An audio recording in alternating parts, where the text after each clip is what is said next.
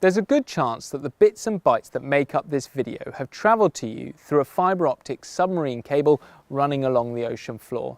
These cables are part of the infrastructure that transmits almost all internet data around the world. And as everyone and everything becomes increasingly reliant on the internet to function, who owns, builds and ultimately controls this network will be more critical than ever.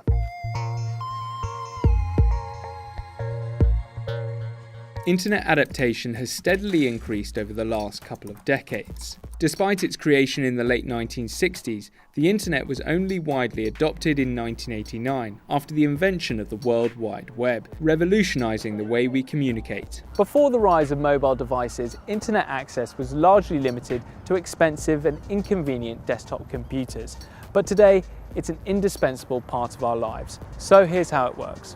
When you send an email, tweet or post a photo online, that data is sent through cables or more commonly radio waves to a router or cell phone tower. From there, these signals are sent through a series of fibre optic cables in the form of pulses of light to an internet exchange which acts like a sorting office. Most data from users in a local area network pass through these hubs in order to connect to other networks. For networks and data centres on the other side of the world, this journey will likely traverse the seabed. These submarine cables crisscross the ocean before arriving at an anonymous-looking building like this. It's called a landing station, and it's the end of the line for the submarine cable before the data continues its journey over land again. To lay a cable across any ocean is a significant feat, but it's not a modern innovation. It's been happening for more than 160 years. As soon as the cable is passed under the bows, the crew take charge of it. The invention and widespread use of the electric telegraph, which could carry the dots and dashes of Morse code, led to the first transatlantic telegraph cable between the US and Britain in 1858. By the early 20th century, the dominance of the telegraph was replaced by telephone technology that allowed voices to be carried over wires through electrical signals. Soon, submarine cables were carrying telephone traffic, which were laid worldwide, mostly by telecommunication monopolies such as the British Post Office and the American Telephone and Telegraph, or AT&T. Amidst the dot-com bubble in the 1990s, international consortiums began to invest in submarine cables too.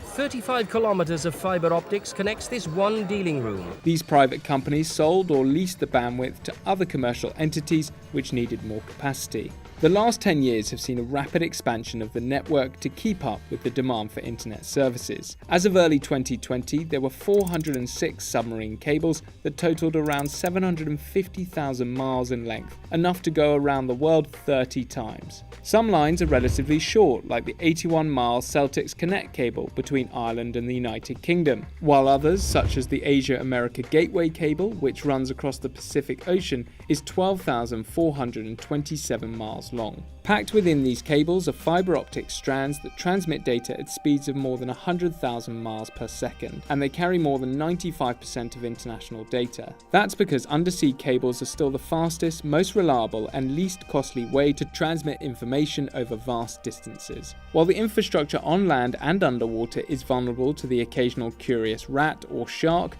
the biggest threat to submarine cables is human activity.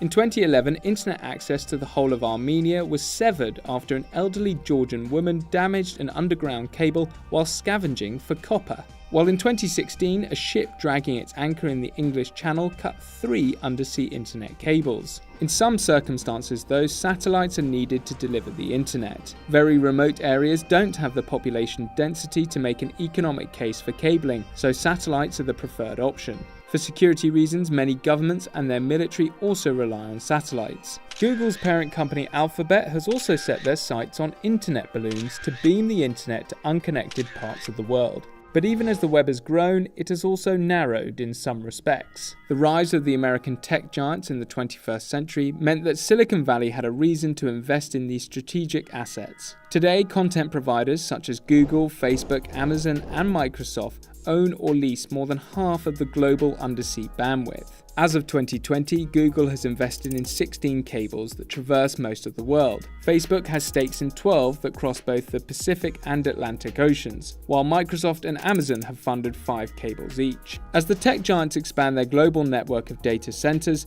these cables will be essential to meet the demand for their services such as cloud computing and streaming, which require minimal delay and lots of bandwidth. But the ownership of these submarine cables is drawing scrutiny from governments due to security concerns. Some analysts believe it's the latest frontier in the geopolitical battle between China and the US. In 2018, Australia prevented Chinese tech company Huawei from laying a cable between the country and the Solomon Islands over concerns that it would give the Chinese government access to its networks. In June, a US national security panel objected to an 8,000-mile cable being built by Facebook and Google connecting Hong Kong and the US, arguing that it would offer unprecedented opportunities for Chinese government espionage by capturing internet traffic. Many analysts believe that Huawei's growing involvement in the construction and repair of submarine cables worldwide could even allow China to disrupt internet links between nations, echoing strategies employed during World War I. Then, the United Kingdom's dominance of the international telegraph infrastructure allowed it to cut off almost all of Germany's communication with the outside world. Likewise, the US had an espionage program in the 1970s to tap Russian undersea communication cables. Having multiple submarine cables covering the same route acts as a buffer in the event a cable is damaged. However, building more cables won't necessarily improve connectivity or internet speeds for everyone. For instance, despite having the second largest online market globally, half of the Indian population still don't have internet access. Africa is also a significantly underserviced region, with 871 million people lacking access to the internet. Reasons include the lack of data centers, last-mile infrastructure, and unaffordable costs for end users that won't be solved by increased undersea bandwidth. However, as these markets open up and more people come online, demand for faster internet speeds will continue to rise. It's unlikely then that the submarine cable race between the big tech companies is going to slow down. With billions of dollars of revenue at stake, more money will continue to be invested in these expensive subsea projects.